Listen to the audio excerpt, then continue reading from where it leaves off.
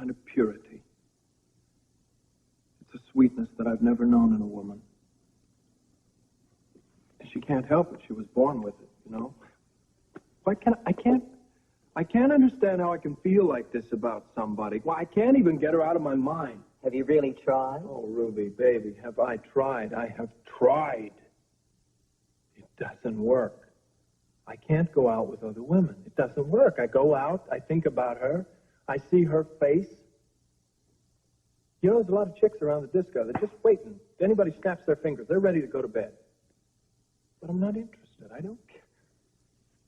I don't care. Laura is special.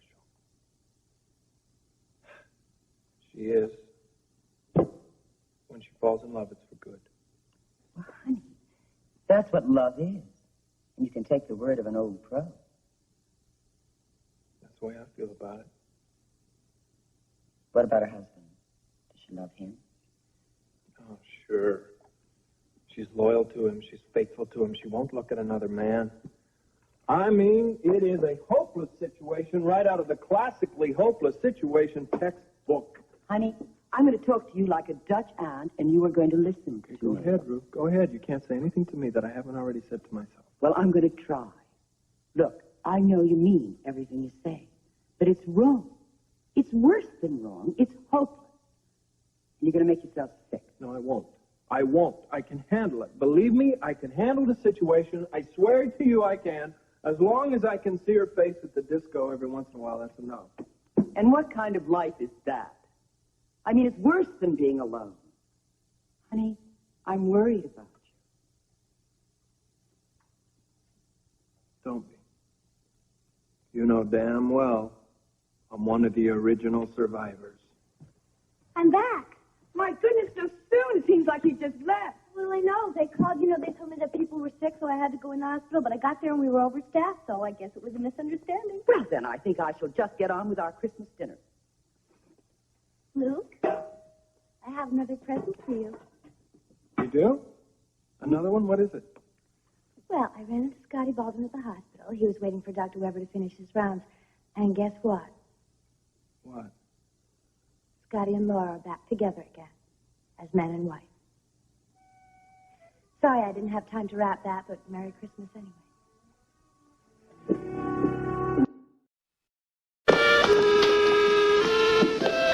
Hi. Hi.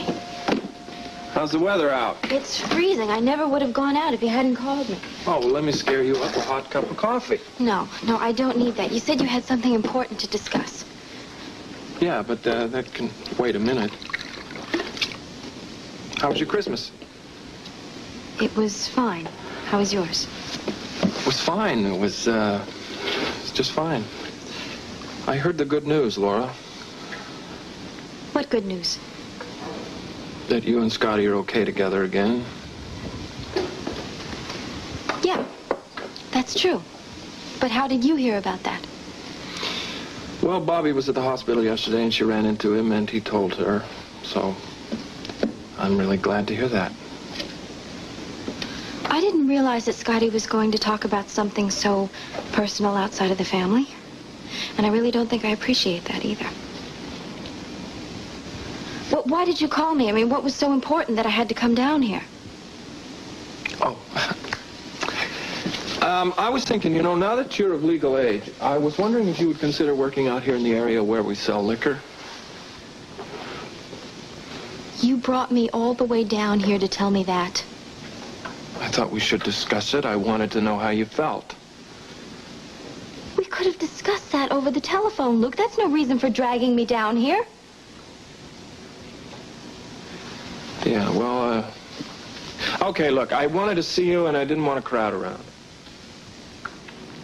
Why? Didn't you mean what you said in that Christmas letter? That you were giving me my freedom from any further involvement with you? And from the past and all the ugly memories. Didn't you mean it when you said you wanted me to be Scotty's wife again? Sure, I meant it. But, Laura, it's one thing to write your feelings down in a letter. It's another thing when you're faced with the fact that you and your husband are back together again and everything is okay. I'm just not prepared for that. Luke, I don't know what you're talking about. I don't either. Look, let's forget it. No. No, we can't just forget it. All right, look, you want to know the truth, Laura? Do you want to know the truth? The ridiculous truth? I'm jealous. Damn it, I'm jealous. Is that what you want to hear? No. I don't want to hear that. I don't want to hear anything about how you feel where I'm concerned. Laura, look, hey, I'm sorry. I'm sorry. I'm sorry. Don't do this to me, Luke, and don't do it to yourself. Laura, I want you to be happy. I want you to be with your husband because that's what you want to be with. You want to be with him, but I have this anger in me because I want you. God. And I can't have you. Don't you ever say anything like that to me again.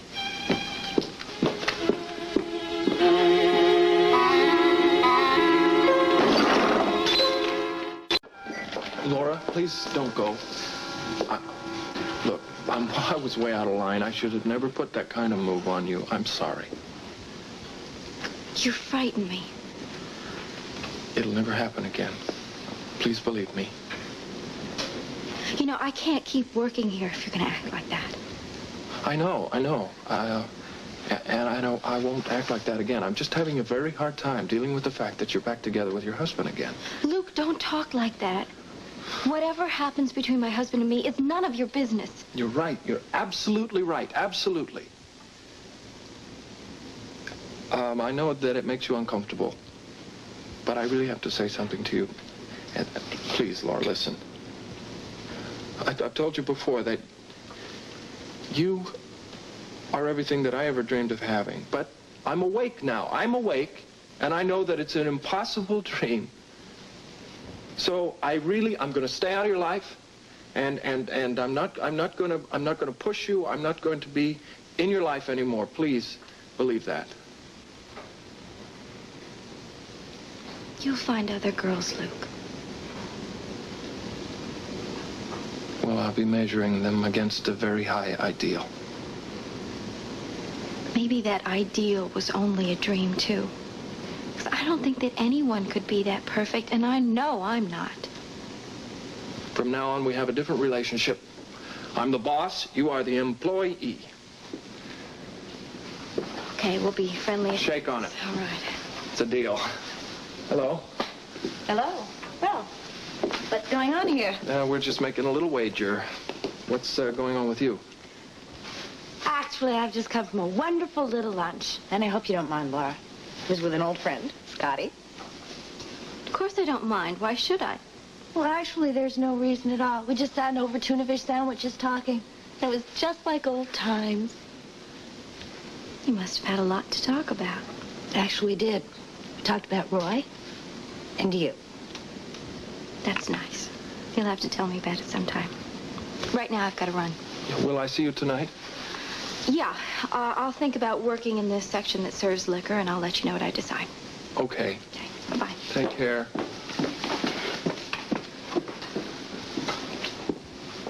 You have to come on so strong about your little tuna fish sandwich lunch with her? I didn't, Luke. Besides, it was a perfectly innocent lunch. Oh, sure, it was a perfectly innocent lunch. You talked about Roy, you talked about Laura. You know how vulnerable she is right now. Why do you keep bringing up the past? Well, because, Luke, some of the past is very dear to me. I can't help remembering that Scotty and I had a pretty good thing going for a while. Bobby, you forget Scotty Baldwin. I don't know what's going on in your mind, but whatever it is, you forget it. Why? Because poor, sweet, dear little Laura might be hurt? Well, that's just too bad. If Laura's not woman enough to hold on to her man, Scotty will find one who is. Maybe not me, but someone.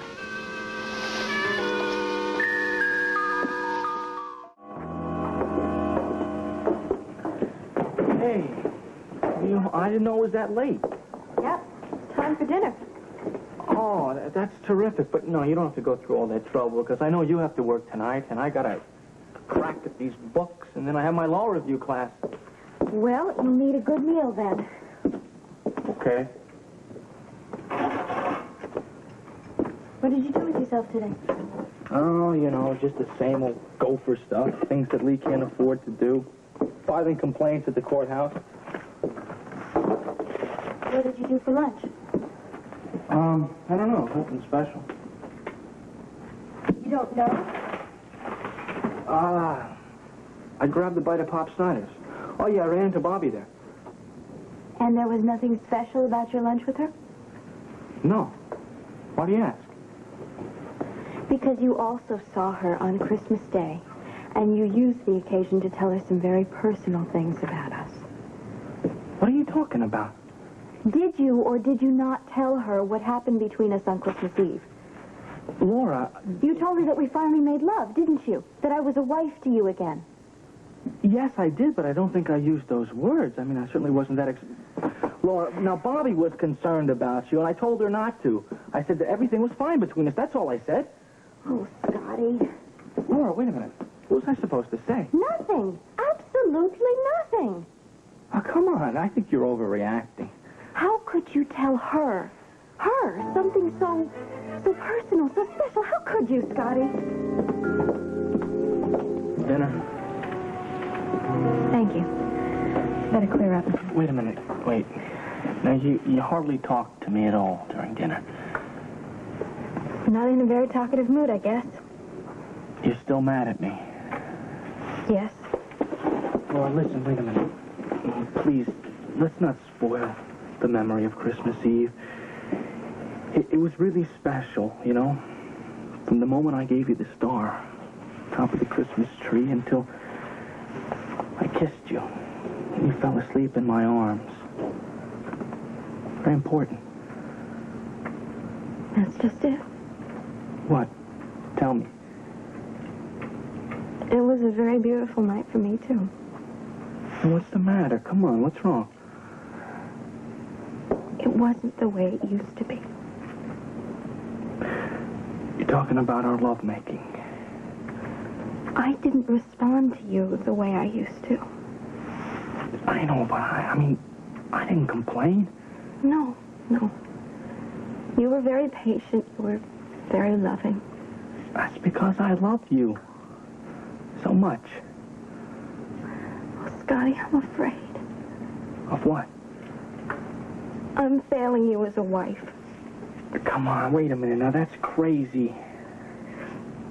One day, you're going to get tired of waiting for me to be as passionate as I used to be, and you'll get frustrated, and you'll find somebody else. No, come on. That is not ever going to happen. You see, I love you too much. I can't look at anybody else. You will, Scotty, and I won't be able to do anything about it. Laura, wait a minute. What you're saying is that you don't trust me to keep our marriage vows. You won't be able to help yourself, Scotty.